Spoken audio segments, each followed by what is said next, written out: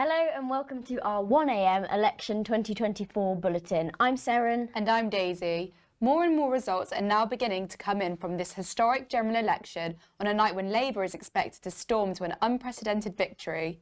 The exit polls are predicting a majority of 170 for the party, with the Conservatives on just 131. We've now got our first results from the southwest to add to those trickling in from around the rest of the country. Yes, we have, Daisy, and to bring us an update with the latest results, we're joined by our reporter Mel. What's been happening in the last hour, Mel? Swindon South is the first result from the southwest that we've had tonight. Labour has been successful again, with Heidi Alexander taking the seat from Robert Buckland from the Conservative Party, which has been holding since 2010. Thanks, Mel.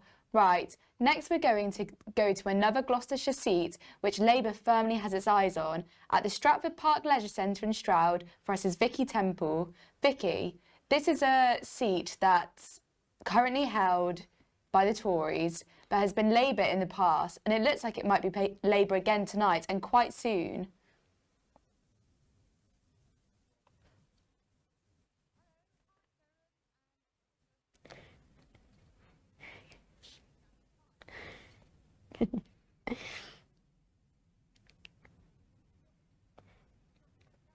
Scroll down.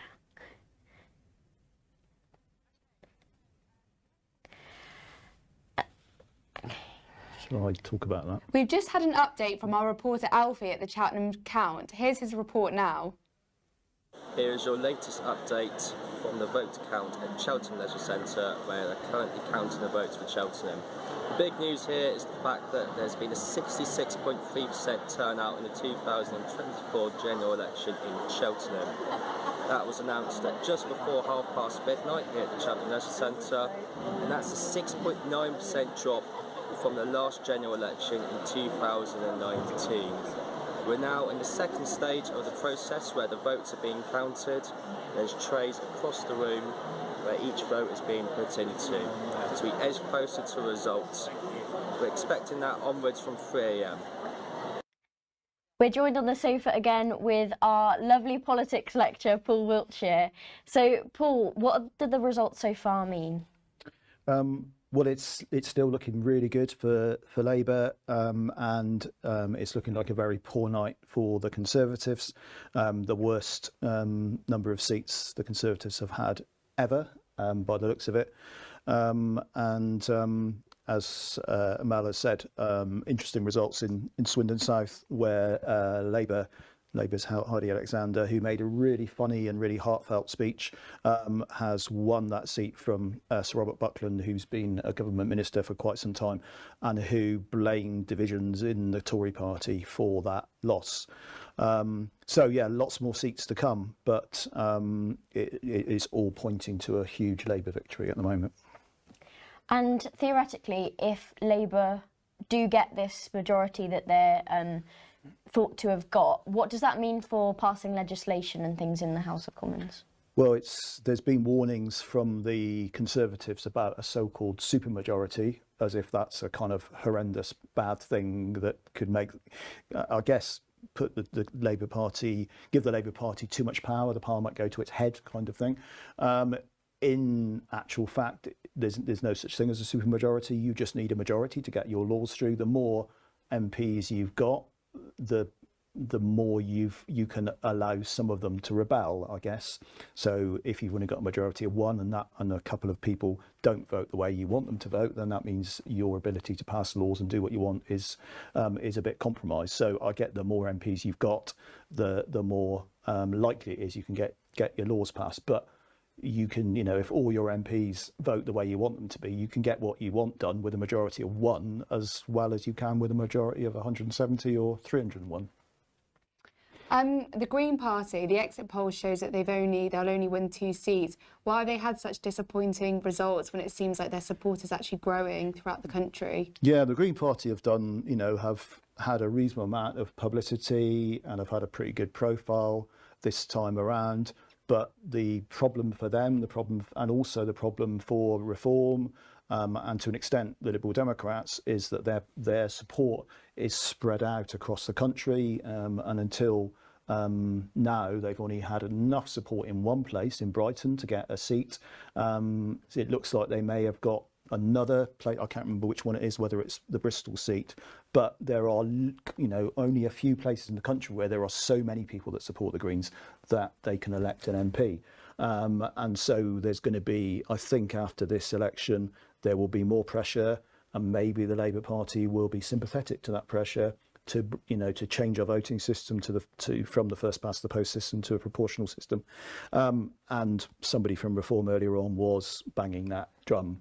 And not everybody is going to be happy that Reform, because that means Reform would have even more MPs, but arguably we would have a system that reflects the support for parties right across the country rather than kind of just in pockets of the country. So so unfortunately for the Greens, they've got a reasonable amount of support everywhere, but not enough places where there's loads and loads of Green supporters. So we have the first past the post system here, but to somebody who doesn't know what that is, how does it work? Well, we've got 650 MPs, and so we're still waiting for most of the 650 constituencies, each of them send an MP to Westminster, and we've still got quite a lot of those to declare, and the post is 326 seats, so that's half of 650, 325 plus one.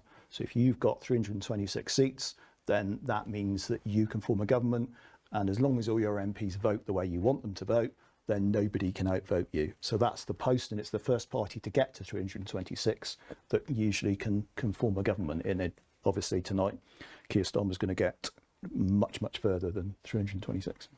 So we might have Vicky Temple here talking to us. Vicky, what is going on at the moment?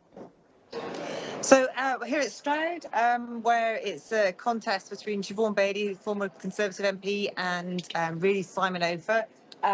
Counting, the first phase of counting has just about wrapped up. I can't see any more counting now happening. They're tallying up the bundles of ballot papers, and looking at the tables behind me, I can see lots of piles for Simon Ofer, a fair few for Siobhan Bailey. But if I was asked to give it a call, I would say it looks like Simon does have it in the bag.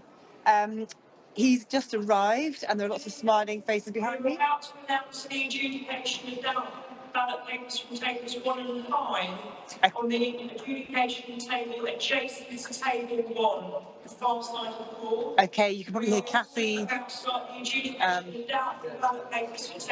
just going to pause for a second for you. On the adjudication table here by table 18. So this is Kathy. Kathy O'Leary, Chief Executive of Stroud District Council. She's now asking candidates for their representatives to review the doubtful ballot papers. That's ballot papers where the vote isn't clear. So they go and they'll go and review which and agree who those votes should be allocated to. We expect that we'll have a declaration fairly imminently from Stroud, which is likely, if you were to ask me to call it, likely to see it return to a Labour MP, having been Conservative for the last 5 years. Prior to that, it was held by Labour MP David Drew for 2 years. But it's been a swing state between Labour and Conservative over the last 15, 20 years, usually going with whatever the trend is for the new government. So it's a kind of good bellwether seat for the way the national picture is looking. Thanks, Vicky. It must be so hectic there. What's the atmosphere like at the moment? It's fairly calm. I've been at other counts where it has felt more hectic. I think it's a very efficient count. Like the staff are being incredible, and they've counted very quickly and very calmly, and that's been noticeable. Labour candidates and their staff seem very relaxed. My impression was, compared to the count in 2019, it was in winter, so it was tired, it was dark, it was colder, and there was more tension. This feels like quite an upbeat, quite relaxed. I haven't seen the Conservative candidate, Siobhan Bailey. I don't think she's here yet, and there aren't that many Conservative rosettes or people walking around with Conservative rosettes. So it just feels quite calm, quite pleasant, quite upbeat. Green candidate is here, the Reform candidate is here, and I have seen a couple of the independents.